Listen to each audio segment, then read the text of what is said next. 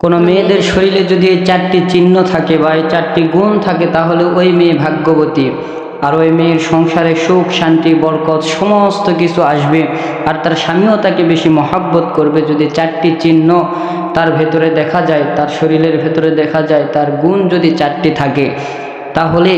সে ভাগ্যবতী স্ত্রী হিসাবে গণ্য হবে। বাজি আমার বন্ধুগণ, আপনার আমার নবী বিশ্ব নবী মুহাম্মদ রাসূলুল্লাহ সাল্লাল্লাহু আলাইহি ওয়াসাল্লাম হাদিস শরীফের ভেতরে জানায়া দেয়,